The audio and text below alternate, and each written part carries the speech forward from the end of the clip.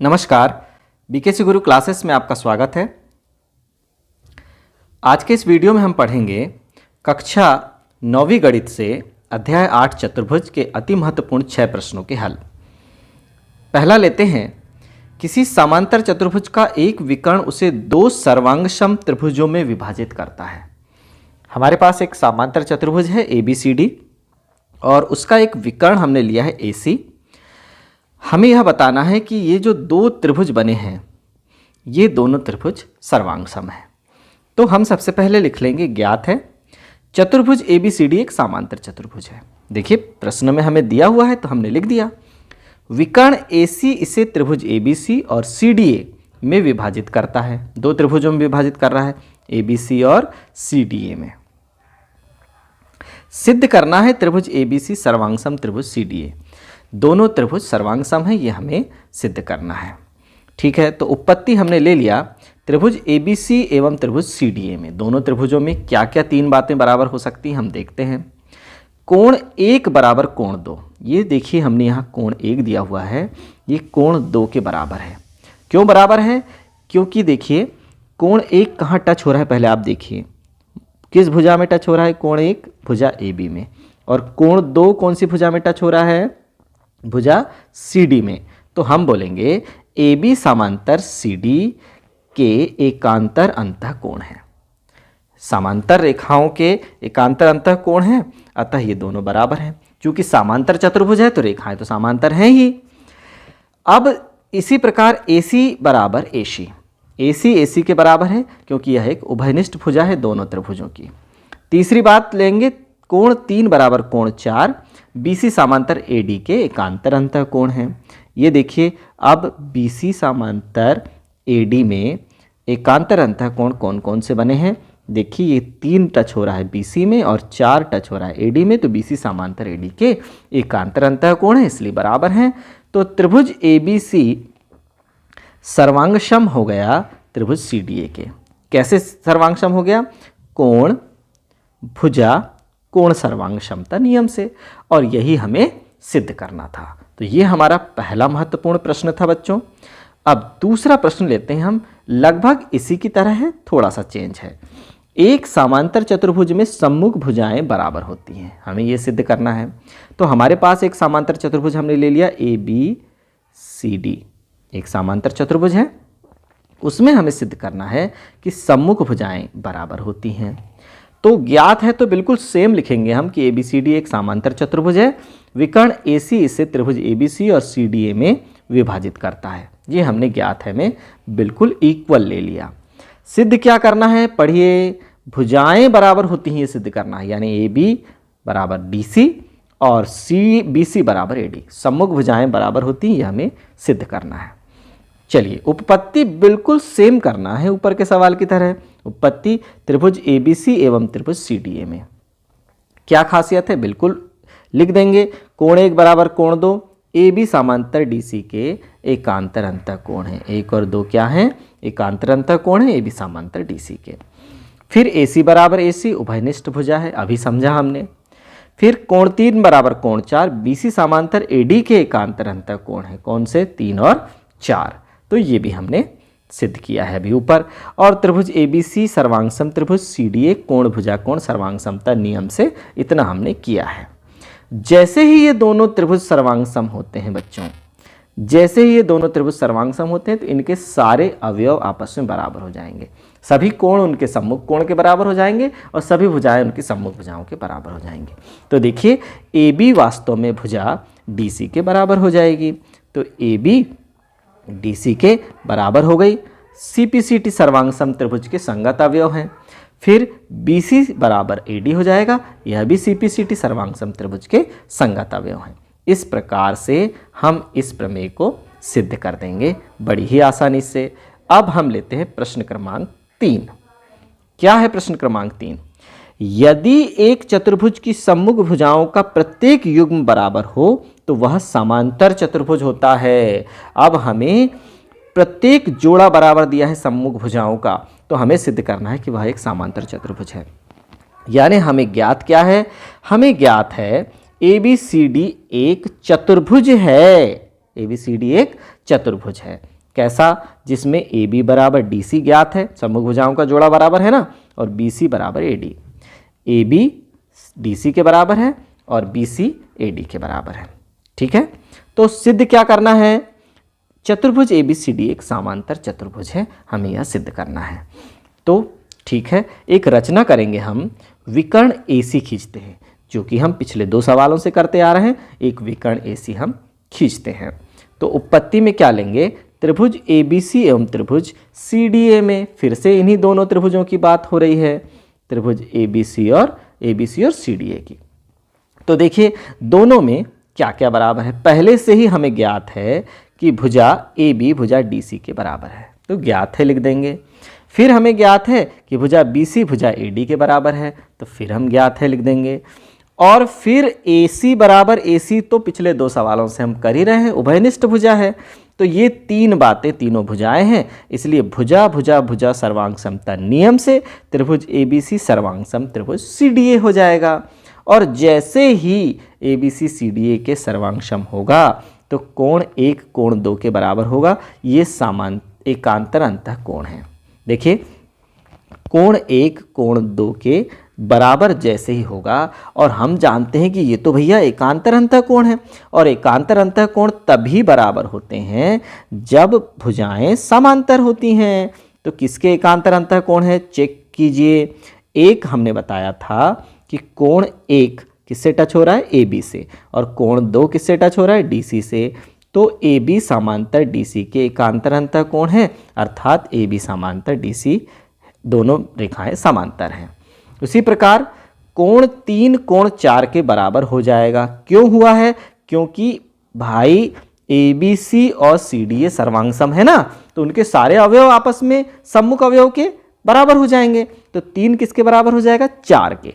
तो कोण 3 कोण 4 के बराबर तो हो गया, लेकिन हमें पता चला कि ये तो भाई क्या है? ये एकांतर अंतः कोण है। ये भी क्या है?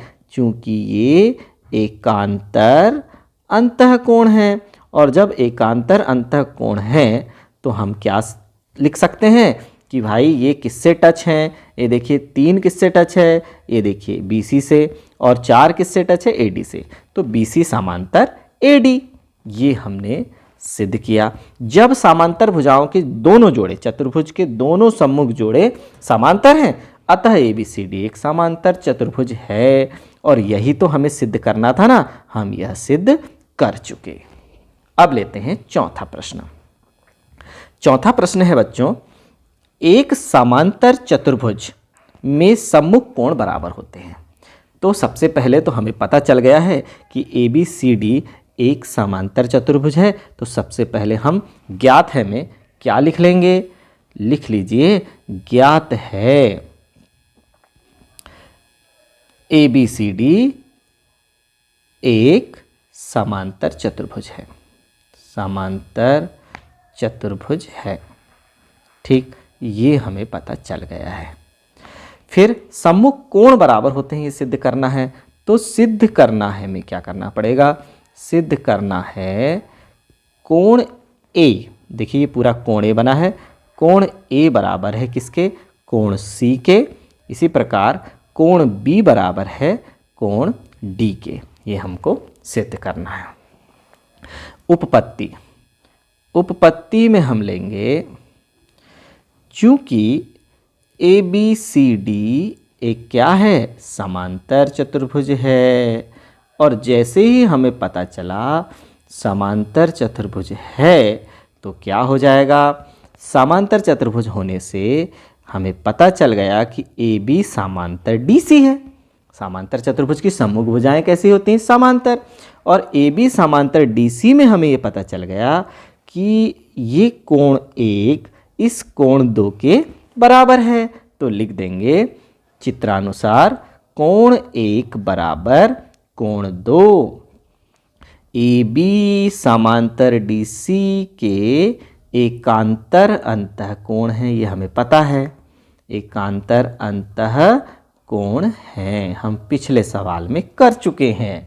इसी प्रकार और कौन दिख रहा है? कोण 3 बराबर कोण 4। कोण 3 और कोण 4 क्यों बराबर हैं? देखिए कोण 3 किस में टच हो रहा है? BC में, और कोण 4 AD में। तो लिखना पड़ेगा यहाँ पर BC समांतर AD के एकांतर अंतः कोण हैं। एकांतर अंतः कोण हैं ये भी, और इसलिए ये भी बराबर हो गए। अब हम ये देखेंगे कि दोनों में कोण आपस में बराबर हो गए, तो हम क्या करेंगे, इसे एक साइड के कोणों के क्रम में लिख देंगे। जैसे हमें पता है कि इस तरफ कौन कौन से दो कोण हैं, इस तरफ हैं कोण 1 और 4, तो हम लिख देंगे इस कोण 3 बराबर कोण 4 है, तो हम इसे लिख सकते हैं कोण 4 बराबर कोण 3 भी तो लिख सकते हैं ना। और पहले वाले को कोण 1 बराबर कोण 2 को समीकरण 1 दे देंगे, कोण 4 बराबर कोण 3 को समीकरण 2 लिख देंगे, और समीकरण 1 एवं समीकरण 2 को जोड़ने पर अब हम उन्हें क्या कर देंगे, जोड़ देंगे। देखिए क्या परिणाम निकलता है। जोड़ने पर क्या हो जाएगा, कोण 3 कोण 2 से जुड़ जाएगा और कोण 1 कोण 4 से जुड़ जाएगा। तो लिख देंगे कोण 1 धन कोण 4 बराबर कोण 3 धन कोण 2, या कोण 2 धन कोण 3। तो ये देखिए 1 और 4 दोनों कोण मिलकर कौन सा कोण बना रहे हैं, कोण A बना रहे हैं। और 2 और 3 मिलकर दोनों कौन सा कोण बना रहे हैं, कोण C बना रहे हैं। तो ये तो हमारी पहली बात सिद्ध हो गई समीकरण 3 में। इसी प्रकार बस लिखना है, हमें पूरा सवाल नहीं करना है। इसी प्रकार कोण B बराबर कोण D हम सिद्ध कर देंगे, और यहाँ सीधे लिखेंगे सिद्ध। बस इतना सा करना है बच्चों, हमें केवल एकांतर अंतः कोण लिखना है, एकांतर अंतः कोणों को जोड़ देना है, और जोड़ने के बाद सीधे हमारे पास सिद्ध हो जाएगा कोण A बराबर कोण C। यदि A बराबर C हमने सिद्ध कर दिया है, तो इसी विधि से कोण B बराबर कोण D भी सिद्ध हो जाता है। तो इसे इसी प्रकार लिखकर सिद्ध लिख देंगे। 5वां प्रश्न लेते हैं। यदि एक चतुर्भुज के विकर्ण एक दूसरे को समद्विभाजित करें तो वह एक समांतर चतुर्भुज होता है। हमें ज्ञात है, लिख लेना है, हमें क्या ज्ञात है, ABCD एक चतुर्भुज है।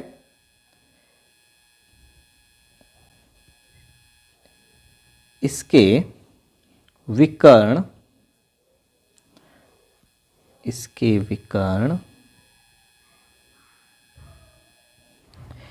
AC एवं BD बिंदु O पर समद्विभाजित होते हैं। ये हमें दिया हुआ है, होते हैं, ठीक, समद्विभाजित हो रहे हैं, तो वह एक समांतर चतुर्भुज है। हमें यह सिद्ध करना है, सिद्ध करना है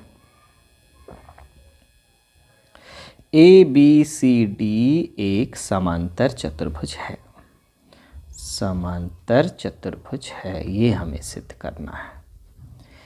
चलिए उपपत्ति पर आते हैं। दो त्रिभुज कौन कौन से दिए हुए हैं, त्रिभुज AOB एवं त्रिभुज COD में। AOB और COD में हम जान रहे हैं कि विकर्ण समद्विभाजित हैं, तो सबसे पहले हम लेंगे OA वास्तव में किसके बराबर है, OC के बराबर है। देखिए OA OC के बराबर है। और क्या बराबर है, तो हम देख रहे हैं कि ये शीर्षाभिमुख कोण बना हुआ है केंद्र O पर, तो शीर्षाभिमुख कोण बना हुआ है, तो शीर्षाभिमुख कोण बराबर होते हैं। कोण AOB बराबर कोण COD, कौन से कोण हैं, शीर्षाभिमुख कोण हैं, इसलिए बराबर हैं। और ये ऊपर वाली जो भुजा तो हमें ज्ञात है ना, और एक भुजा हमें ज्ञात है, कौन सी, OB बराबर OD, ये भी तो हमें ज्ञात है क्योंकि विकर्ण एक दूसरे को समद्विभाजित कर रहे हैं ना, इसलिए। तो भुजा कोण भुजा सर्वांग समता से त्रिभुज AOB सर्वांग सम त्रिभुज COD हो जाएंगे। कौन सी सर्वांग समता से? यहाँ लिख देंगे भुजा कोण भुजा सर्वांग समता नियम से। और जैसे ही ये दोनों त्रिभुज सर्वांग सम होते हैं तो हम यहाँ पर देखते हैं कि सर्वांग सम त्रिभुज के संगत अवयव बराबर हो जाएंगे। तो ये वाला जो कोण है इस कोण के बराबर हो जाएगा। इसको हम नाम दे देते हैं कोण 1 कोण 2। और ये वाला जो कोण है कोण 3 इस कोण 4 के बराबर हो जाएगा, है ना। तो हम लिखते हैं कोण 1 अतः लिखेंगे अतः कोण 1 बराबर कोण 2। और कोण 1 किससे टच हो रहा है? AB से। कोण 2 किससे टच हो रहा है? DC से। तो अतः AB समांतर DC। इसी प्रकार क्या हो जाएगा? कोण 3 बराबर कोण 4 या कोण 4 बराबर, ये देखिए कोण 4 किसके बराबर है? कोण 3 के है। ये भी कैसे हैं? 4 किससे टच हो रहा है? AD से। 3 किससे टच हो रहा है? BC से। तो लिख देंगे BC अतः BC समांतर AD। ये देखिए BC समांतर AD। अब दोनों जोड़े समांतर हो गए तो सीधे लिखेंगे अतः ABCD एक समांतर चतुर्भुज है। कारण क्या लिखेंगे? चूंकि दोनों जोड़े समांतर हैं। सम्मुख भुजाओं के दोनों जोड़े समांतर हैं। ये कारण से ये चतुर्भुज ABCD एक समांतर चतुर्भुज सिद्ध हो गया। चलिए अब ले लेते हैं छठवां प्रश्न। छठवां प्रश्न है हमारा, दर्शाइए कि आयत का प्रत्येक कोण समकोण होता है। आयत का प्रत्येक कोण समकोण होता है। एक हमने ले लिया ABCD एक आयत है। तो यहाँ पर हम हल कर देंगे। हल हम जानते हैं कि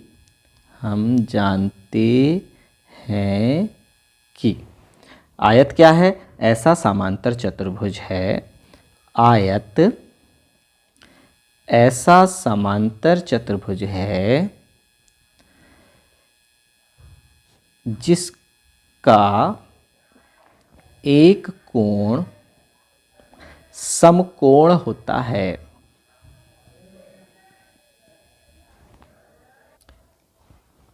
अतः कोण A बराबर 90 अंश। अब हम लेते हैं, चूंकि AB समांतर DC, सम्मुख भुजाओं के जोड़े समांतर होते हैं ना समांतर चतुर्भुज में, तो AB समांतर DC। तो जब दो समांतर रेखाओं को एक तिर्यकछेदी रेखा प्रतिच्छेद करती है, AD प्रतिच्छेद कर रही है AB समांतर DC को, तो क्या होगा? कोण A धन कोण D बराबर 180 अंश। कोण A का मान कितना है? 90 धन कोण D बराबर 180 अंश। तो कोण D बराबर हो जाएगा 180 ऋण 90, कोण D बराबर हो गया 90 अंश। तो हमें कोण D क्या प्राप्त हुआ? 90 अंश प्राप्त हुआ। तो यहाँ भी हम लिख देंगे 90। अब हम देख रहे हैं कि कोण A का सम्मुख कोण कोण C है एवं कोण D का सम्मुख कोण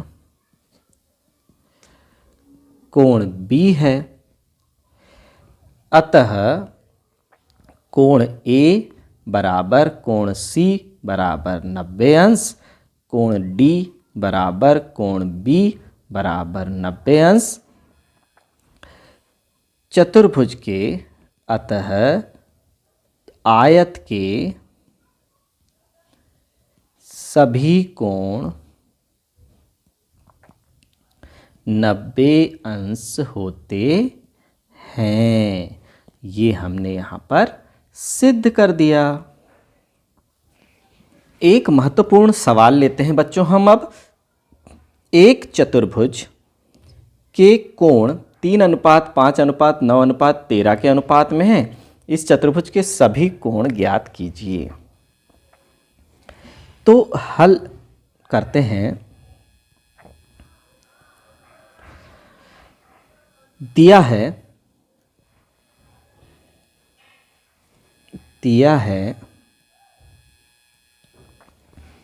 क्या ज्ञात है हमें?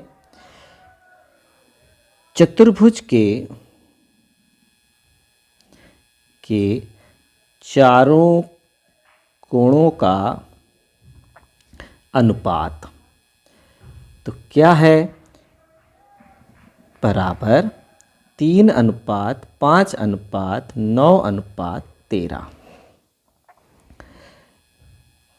अतः माना कोण A बराबर 3x, कोण B बराबर 5x, कोण C बराबर 9x और कोण D बराबर 13x।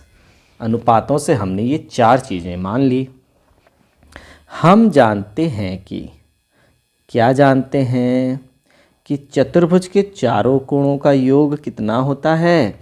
कोण A धन कोण B धन कोण C धन कोण D बराबर 360 अंश। तो कोण A का मान है 3x, कोण B का मान है 5x, कोण C का मान है 9x और कोण D का मान है 13x। चारों कोण मिलकर 360 अंश। तो जुड़ जाएंगे 3 और 5 हो गए 8, 8 और 9 हो गए 17, 18, 19, 20 और ये हो गया 30x। 30x बराबर 360 अंश। तो x बराबर हो जाएगा 360 अंश बटे 30। तो ये एक शून्य से एक शून्य काट देंगे, 3 12 36। तो x बराबर हो जाएगा 12। x का मान जैसे ही 12 प्राप्त हुआ हमें, तो कोण A का मान कितना है? 3x है। तो 3 गुणा 12 बराबर 36 अंश प्राप्त हुआ पहला कोण। कोण B हमारा है 5x। तो 5 गुणा 12, 12 पंचे 60 अंश प्राप्त हुआ हमारा दूसरा कोण। तीसरा कोण C बराबर 9x है। तो 9 गुणा 12 तो 108, 12 नम्मा 108 अंश प्राप्त हुआ हमारा तीसरा कोण। और कोण D बराबर 13x है। तो 13 गुणा 12 यानी 156 अंश प्राप्त हुआ हमें चौथा कोण। ये चारों हमारे वांछित आंसर हैं। तो बच्चों आज की ये क्लास हमारी यहीं समाप्त होती है। धन्यवाद।